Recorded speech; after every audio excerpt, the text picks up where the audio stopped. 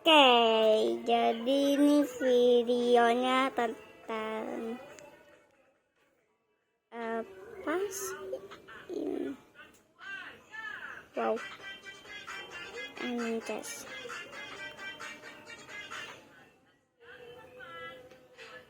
Aku nggak tahu itu apaan sih kalian, guys. Oh, anarkis.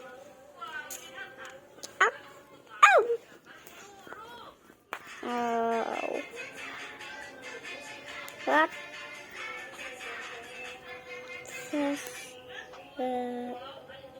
Oke.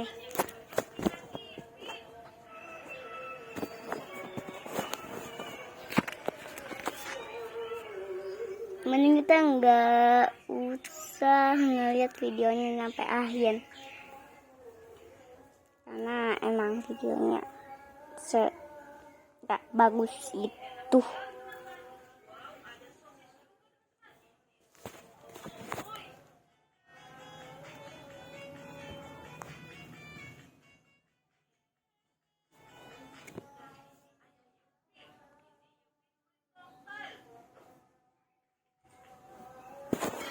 Oke, sehat. Oh no. Oke.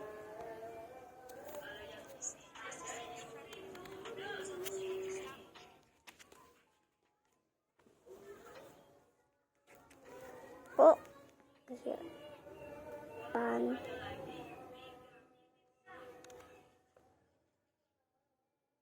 Aku mau komen tapi takut gitu. Oh, selesai. Wow, sangat ini sesuai yang aku bayangkan.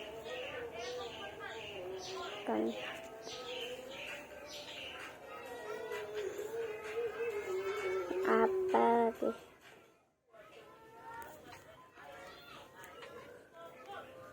Apa bisa sih? Bisa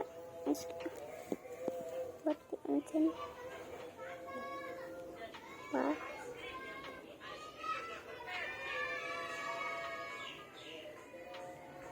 Nggak sama. Ini video bagaimana? Iya, ini video diputar-putar 2 menit diputar-putar.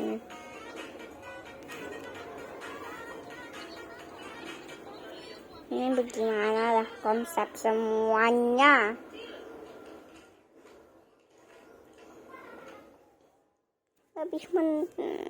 Lebih nggak mending ini mah.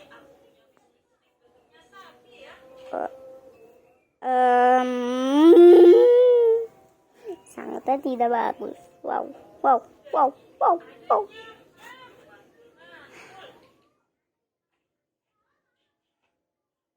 Di video apa sih, guys? dan akhirnya mati. Video apa sih, guys? Yang di video sebelumnya aja aku bilang. Di video sebelumnya juga aku bilang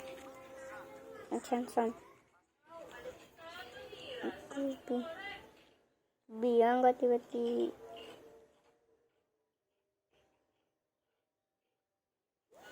tiba-tiba aku model kreatif, padahal mah aku emang udah model kreatif.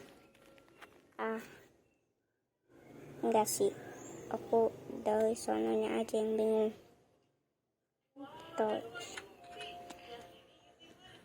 Santai ban. Ini apaan? Oke. Ya.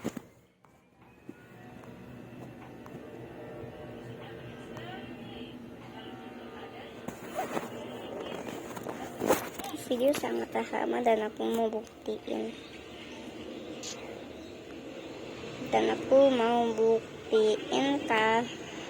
Kalau itu bukan meja. Bukan laci lebih tepatnya. Ya elah make. Dia make.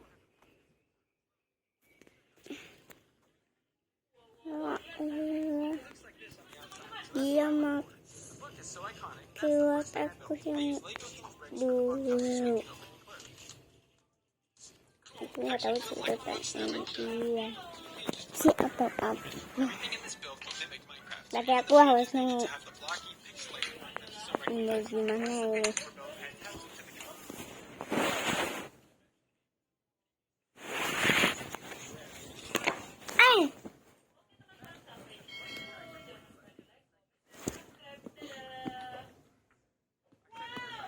HP aku jatuh. Untung aja. Oke, mending kayak begini. Oh wow.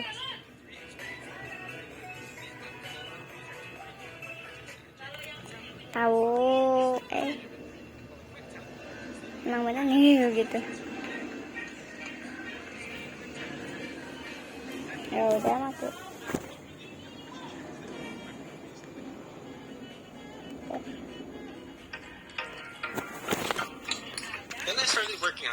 Oh, oke, enggak semua itu karena ini bu dan lepas masuk. Oke. After a little programming, this was the result.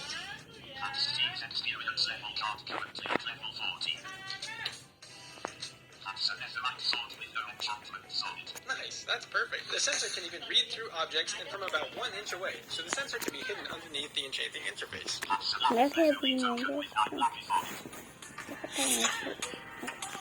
I needed a way to have it read each token or card separately, so I got to work on that next. This simple mechanism is a great way to move objects in a controlled circular path.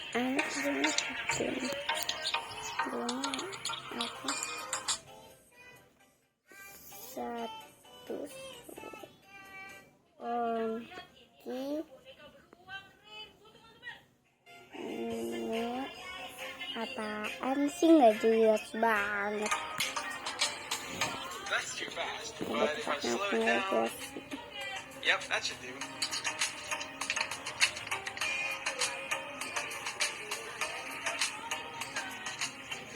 After that was finished, I went back to making the book functional. The book will rotate until a user arrives, so it has to be able to spin without getting wires wrapped around itself. There are a few ways to solve that, but I picked the solution connecting both the EV3 controller and all the motors to the same spinning platform.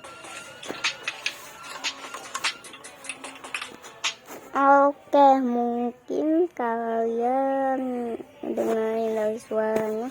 Pas sudah jadi aku bakalan kasih lihat itu bentuknya bakalan kayak bagaimana. This motor will spin the platform.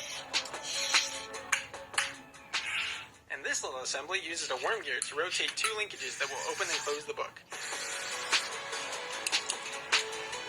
Finally, a third motor was added to flip the movable page back and forth.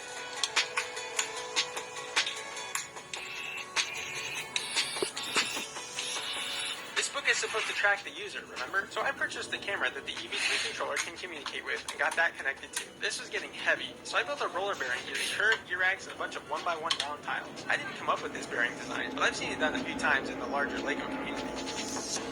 I placed 1 orange tile so I could track movement of the rolling tiles if needed. I put the 2 halves together and gave it a 10.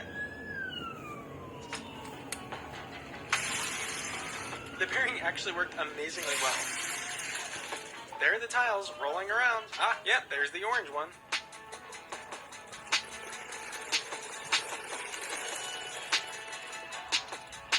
I added some pieces to make sure the 2 halves didn't come apart.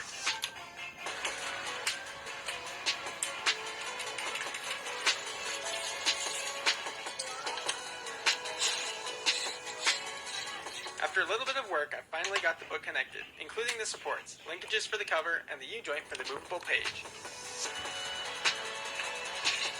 Here's how they work.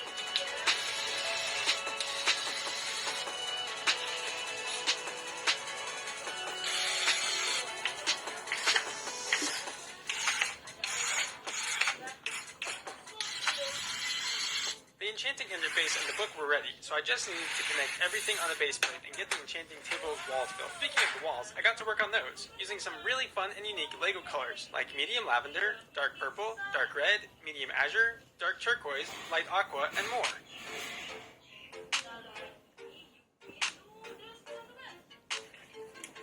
Then, using the enchanting interface as a guide, I tiled off the base plate and added these bricks with grooves and door rails. Then I created a gear train that would work for extending and retracting the enchanting interface. Oh, stop. Sorry.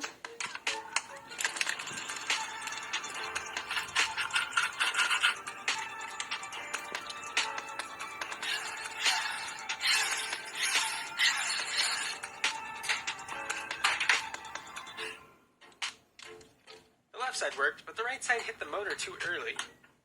Moving the gear train back one stud fixed that, though.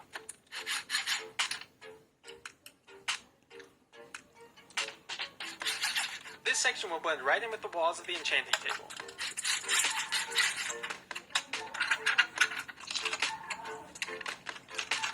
I put the interface on and gave it a test, connecting at least a couple wires to make sure they wouldn't get pinned. The test went great, so now here was the puzzling thing. Enchanted items in Minecraft have a purple gleam to them. How would I replicate that using Lego bricks? Here's what I decided. I purchased some transparent purple stickers that I figured a robot could place on the tokens. Then again, it was hard enough for me to peel a sticker and place it, but I was up for a challenge.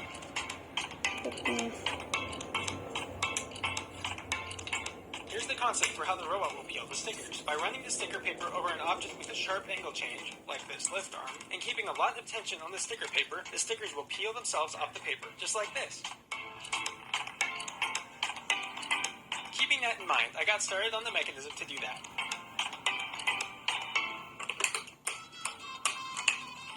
Then I moved to creating my own Lego-compatible spool. These wheel hubs and 4 pulley wheels made for the perfect sticker spools. I needed one for the sticker paper that hadn't been used, and one to take up the excess paper. I connected them both on some axles, and then worked on getting them added to the main assembly.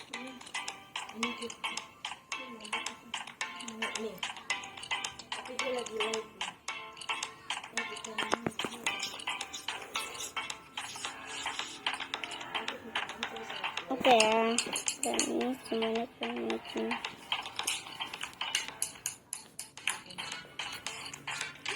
dan ini sudah asli aku.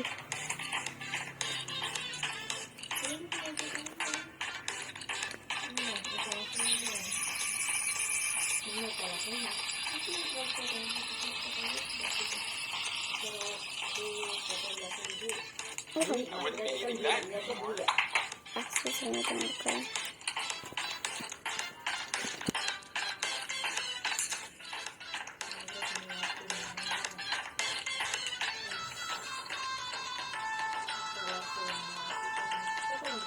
Next, I checked with an item token to make sure it was in the right location.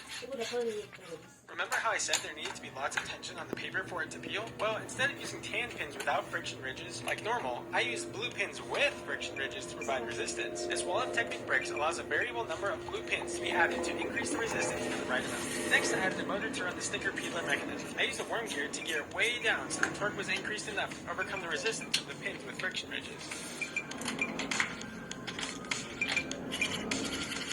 Then I gave it a test. The first test didn't work out so well because the resistance was too small, but adding a few more high friction pins would end up fixing that issue.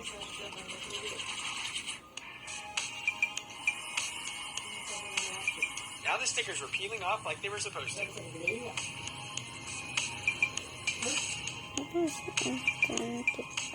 Then it was time to add a way from the machine to place the peeled sticker on the item token. It turned out to be pretty simple. I just added a motor that would swivel a rubber bumper to press the sticker onto the token.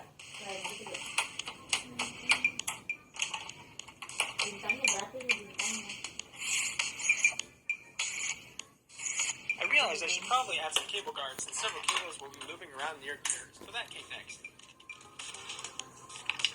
Everything was almost complete, but I definitely needed a way to store all the lapis that users spent on enchantments. So I built a lapis throne and put a machine lapis on it. The RFID sensor will take the lapis stored on the user's token and transfer it to the machine lapis token instead. That way the owners of the enchanting table can revel in all the lapis they get from users. I added another EV3 controller to run the motors and sensors located at the base of the enchanting table, and finally got the boat connected. I tried to keep everything in the base below a certain height, so the spinning platform wouldn't catch on anything. I had to lower a couple small things, but nothing too major. I already built the walls of the enchanting table, and I needed the top too. So I built these two halves, which will allow me to still remove the walls easily. Then I completed the build by covering up the book's mechanisms with a dark red cover like you see in the game.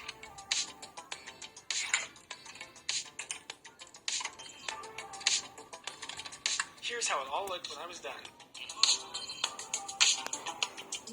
Of course, if we want to enchant at level 30, we're going to need 15 bookshelves. I used the standard design for most LEGO Minecraft sets.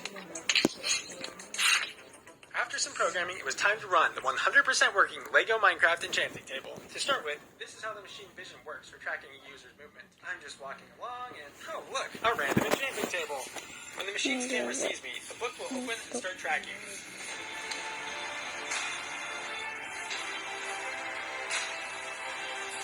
Here's the camera's point of view. It even followed me when I was done with the shot and was walking back to the camera. Now for the rest of the enchantment table. Let's see who stops by. Well, hello there, Steve. XP level 40. 7 lapis. Unbreaking 1. Fortune 1. XP level 17 required. Silk touch. XP level 30 required. Ah, you bought Unbreaking 1, eh? Well, it's not the greatest, but we'll get to some better enchantments soon. The RFID sensor rewrites the RFID card and tag to decrease 1 XP level and 1 lapis. The enchantment process takes a bit, but are you ready to see how the robot did applying the enchantment sticker? Enchantment complete. XP level is now 30 and remaining lapis is 6. All enchantment is unbreaking 1 efficiency 1. Hey, the machine peeled and applied the sticker pretty well. After that user leaves, the book closes up and the enchantment interface returns to the table. While the drawer is closing, the RFID sensor rewrites the machine lapis token to add the lapis that the user paid. Okay, on to some better...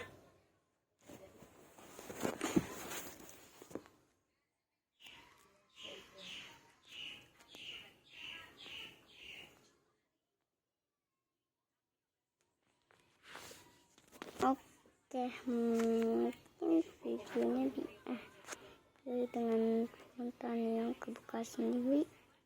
Enggak. Oke. Mungkin sudah dulu aja. Nanti. Ya, nanti. Mungkin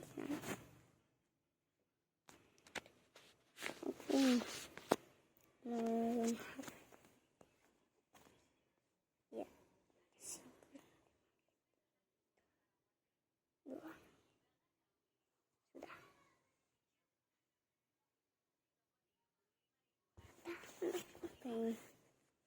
Menunjukkan sana apa jadi mau kita dengan Okay, on to some better enchantments. Hopefully. Hey, Zuri. XP level 39. 4 lapis. Going for a level 30 enchantment on a trident, I see. Channeling. Looks like Zuri wants a different level 30 enchantment. So what do we do in Minecraft? Dummy enchantments are the answer. This real-life enchanting table can do that too.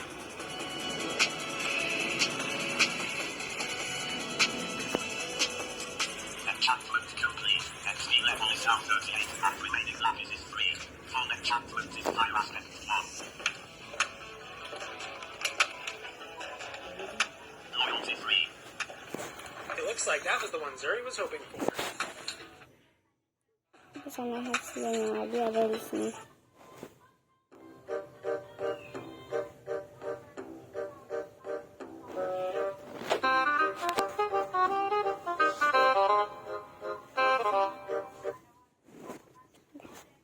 Looks like that was the one Zuri was hoping for. 4.